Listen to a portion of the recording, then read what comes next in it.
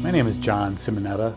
I'm a holistic business advisor, and what I do is I help business owners break through limiting beliefs and align their business with their personal mission and values.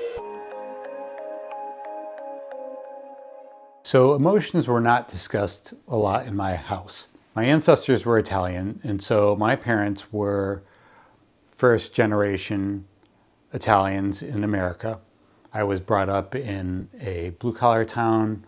We had enough in my house. We never were in lack. My parents never said anything like there isn't enough. What I learned was that work ethic combined with this kind of male role, sole provider, breadwinner. What I came to understand and how that all shaped me was that emotions needed to be squashed. What we did show was strength. By squashing down those emotions, it was kind of like a stone in your shoe. You have to do something about it eventually, or it's really going to impact your well-being. My programming came from, as a lot of people's did, schools where you might be slotted into college preparatory, or maybe you're VOTEC oriented. All of that, the culture, the religion, the advertising, when we've made it, we'll know when we've made it because we have these things. Some of the programming that I experienced was around gender roles and money. And so when I entered my marriage, we assumed our gender roles that we were taught, and I took control of the finances. And what that caused was a lot of conflict around money. I came to understand that I needed to do work on myself and this fear around money and what it was doing to our marriage and our relationship. In 2012, I came home from a guy's weekend to find my wife, Phyllis, in a state of deep depression. So she had medicine to begin with, and then she found Reiki, which is energy healing. And she passed on to me a book called A Return to Love by Marianne Williamson. And The Return to Love is about living a life of love versus fear. I came to understand that there was more to life than what I thought there was. After that, I discovered something called A Course in Miracles. It's a faith-based text, but I view it more as spiritual.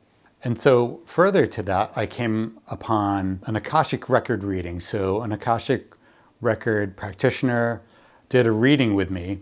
And what happened was she channeled to speak to me about things that I hadn't told anyone else, which blew my mind.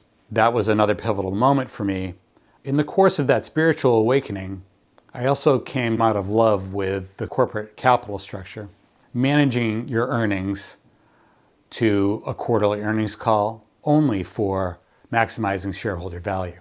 And so I came to understand I really wanted to help small business owners. There was more to all of this than working to retire and enjoying things at that point. So I knew in high school that I was going to be going to college. I knew at one point that I was good at accounting, and so that's what I did. It wasn't necessarily anything that brought me fulfillment. And when I was going through school, no one talked about what really made you happy. We were rewarded on grades, and then whatever you were good at in college, you pursued. And there was not talk about fulfillment. If you believe that you must save as much as you can for retirement, then that's your truth. It doesn't have to be your truth.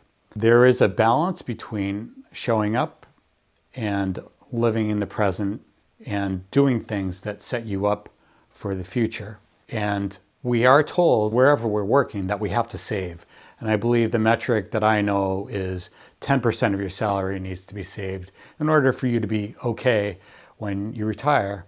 That's a lot of money. If you are so busy saving that you are not living in the present and working very hard to save, that your health is suffering, then it's not going to matter when you get to 65. This idea that you get to live finally when you're 65 or whatever that mandated age is, it is a limiting statement. The way the scarcity mindset affects the average worker or business owner is that they are managing their business or they're managing their life to make as much money as possible, believing that it's never going to be enough. That scarcity mindset means that there isn't enough to go around.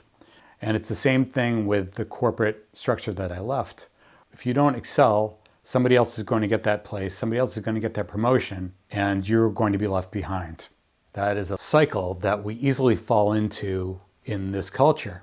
Programming would have you believe that you have to work hard, you have to save, you have to make money. And in America, we have access to credit. And so the cycle is we work very hard, we buy more stuff, we take credit, we try to make payments, but it ends up being that the payments are more than we can handle, so we have to work harder. That's the slippery slope. We want to get out of that idea that we need these things, because when we're in that mindset, we can't see the abundance that we have. What has changed for me between my formative years and that programming and now is that I have found peace. So I have found peace through the replacement of limiting beliefs with expansive beliefs. Using these tools, EFT or tapping, meditation has been very big for me in finding there is more out there than accumulating stuff. There's more to this life than the programming would have us think we need.